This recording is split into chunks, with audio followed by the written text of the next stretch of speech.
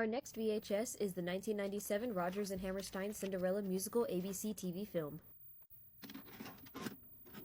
Coming soon to theaters, in the previews of this tape, we have a trailer for Mulan's 1998 theatrical release, and coming soon to video is Toothless with Kirstie Alley, and Peter Pan's video release on March 3rd, 1998, as well as the Little Mermaid VHS release in 1998 as well. Then they plugged the new Pocahontas straight-to-video movie without any new animation, and another plug for ABC Family's Sunday Night Family Films. Starring Brandy from Moesha, Cinderella is the third remake of the TV musical. Richard Rodgers and Oscar Hammerstein II had written the TV musical for Julie Andrews, and the original special aired in 1957. 8 years later, it was remade in 1965, starring Leslie Ann Warren, but the 1997 version nearly didn't even happen, and that was because it was in production limbo for a while. The idea for making the Cinderella musical began in 1992 when Craig and Neil obtained the screen rights from Rodgers and Hammerstein's organization to make the new adaptation. Robert Iskov is our director, and Chris Monton, along with Mike Moder, Craig Zadan, and Neil Merton, David R. Ginsburg, Deborah Martin Chase, and of course, our girl Whitney Houston produced this special. Craig and Neil sat down with CBS exec Jeff Skagansky after the stage musical Gypsy starring Bette Midler aired, and they began brainstorming ideas. What a coincidence that Whitney's agent, Nicole David, contacted Craig and Neil after the day that Gypsy aired and proposed a similar project starring Whitney. Disney wanted to bring back the Wonderful World of Disney for a new generation, and Eisner wanted a big event to kick it off. So Eisner approached Craig and Neil about possible projects to be a part of it, and Cinderella was suggested and greenlit. By that time, it had been a few years since that phone call with Whitney's agent, so it was decided that Whitney's role would be changed from Cindy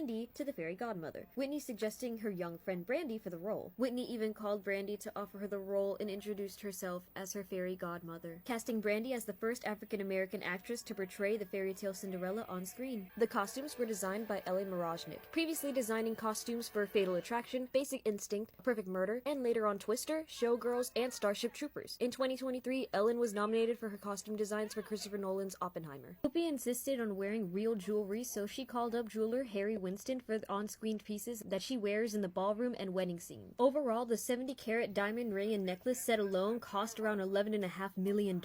And I think Whoopi made the right call because that necklace looks beautiful under the stage lights. Whoopi Goldberg was just as excited to be a part of this project, hoping to be a part of a new timeless TV special. Prince Christopher's palace was built on the same set location as the Wizard of Oz of the Yellow Brick Road scene in Culver City, California on Washington Boulevard. So the road was painted yellow as an homage to Dorothy and her friends. For Lionel, the princess valet, he was played by the guy from Seinfeld, Jason Alexander. His character was not even in the original musical. He was created for comic relief, but directors didn't want him to just be the cameo for Seinfeld, and Alexander wanted the musical to succeed, not only for TV musicals everywhere, but also in the hopes that he would get a role in Sweeney Todd if they ever did a TV musical of the 1979 score. He can really sing. He has musical theater experience. I bet Jason can really pull off a good Beetle Bamford. Rob Marshall is the choreographer, and I can only imagine how many rehearsals they had to do for the bread dance in The Princess Having a Ball and Your Majesty's Number. How many people got whacked by wheat? I really enjoy the blue and purple color palette of the background characters for the ball, and we have King Maximilian and Queen Constantina wearing royal purple outfits, but oof, I can only imagine the heat under the stage lights. Bernadette Peters' song, Falling in Love with Love, was originally for the musical The Boys from Syracuse, written by Rodgers and Hammerstein. James, Hammerstein's son, was open to the song audition, but Mary, Rodgers' daughter, was against it. But once Bernadette Peters was cast as stepmother, Peters' performance convinced Mary that it's gonna work. I enjoy this song since it gives depth to stepmother. She tells her daughters that marriage and love are two different things, which makes me think, did she really love Cindy's father and is just bitter that she lost him after her first husband? Did her first husband not treat her well? What's the story there? Originally, Falling in Love with Love was a waltz, but repurposed with a quick-paced Latin-inspired number. Ellen's designs for Cinderella's family are both funny and stylish, putting the stepfamily in eclectic, bold colors compared to Cinderella's warm tones. It's meant to be shiny and tacky, but to me it's giving 90s whimsy witch decor akin to Hal's bedroom, especially the house. My Little Chair is the number that makes me cry. We don't talk about it because it makes me cry, but it's a beautiful number, don't get me wrong. Cinderella's dress is so magical, and I love the peplum on the bodice of the dress, and I always imagined that animators took the color and hair inspo for the princess's costume Tiana wears from Brandy's Cinderella dress. Cinderella's glass slippers are actually made of shatterproof acrylic rather than glass, and there's only one pair that fits Brandy. The prop slipper on the pillow was designed to be super small to appear more delicate, as well as using a foot model since Brandy jokes that her size 9 dogs look like like they're barking a size 12 on screen. Whitney as Godmother is a wonderful actress. When addressing Cinderella that you need to carve out your own fate, she tells Cindy almost like a warning with a serious, stern, yet loving and warm tone in her voice. Speaking of Whitney's voice, absolutely beautiful in every song from Impossible to It's Possible, then the finale, and There's Music in You. According to the Cosmopolitan, as the film was ending, producers realized that they didn't even have enough funds to pay the rest of the cast, specifically the extras and additional costs. Disney refused to pay out, so the producers agreed to finance the rest of the production out of their own pockets. Whoopi even volunteered to donate the rest of her paychecks to complete the project. Cinderella premiered on The Wonderful World of Disney November 2nd, 1997, watched by over 60 million viewers. The special re-aired multiple times, including on Valentine's Day 1999. I caught later airings after the rebrand to ABC Family. When it was released on VHS February 10th, 1998, Cinderella sold 1 million copies in its first week. In 2020, Cinderella fans and Brandy began posting on social media and especially on TikTok to put the movie on Disney+, but I prefer the old-fashioned way, so if you'd like to purchase your own VHS copy on eBay, you can find it ranging from $5 to $12 plus shipping. DVD copies were released February 4th, 2003 and sell for around $6 to $13 on eBay.